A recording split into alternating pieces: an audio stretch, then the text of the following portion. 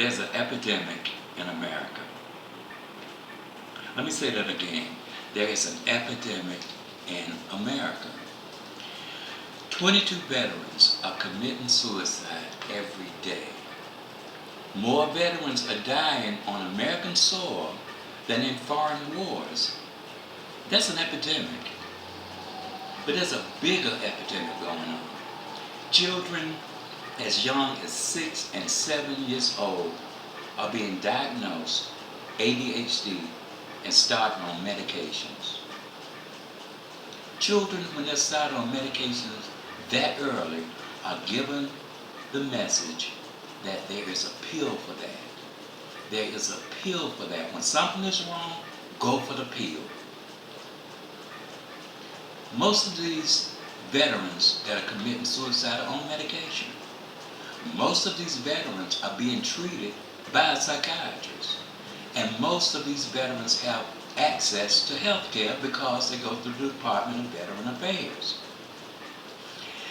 Every week or so, somebody walks into a classroom and shoots it up.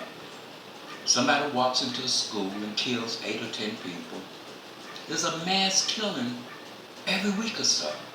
I think last year alone there were 43 or so mass killings. And we talk about mental illness. So what is the solution? What is the solution? Is it medication?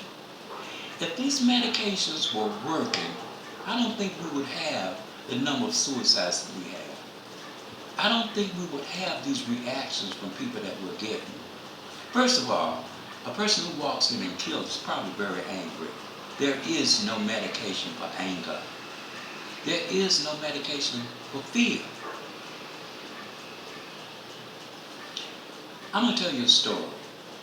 About 3 or 4 years ago, I worked in an agency, a mental health agency, a private agency.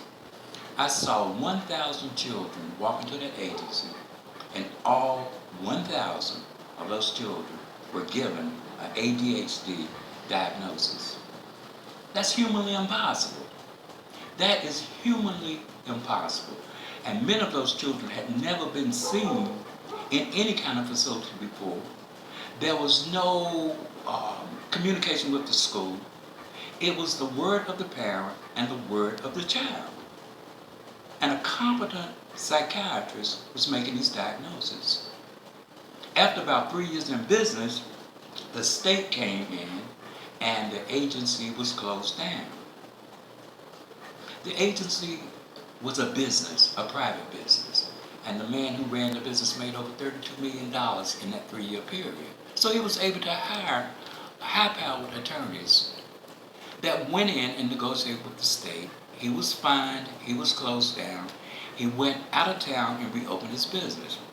But here's the sad part. The sad part is, even though the state went in and closed this business down, of those 1,000 kids that were diagnosed ADHD, not one parent was notified that it could have been a bad diagnosis. Now, I equate that to a laboratory that does testing for HIV. And you find that that laboratory is giving out bad results. You have almost doomed a person if you've told them that they're HIV positive and they're not.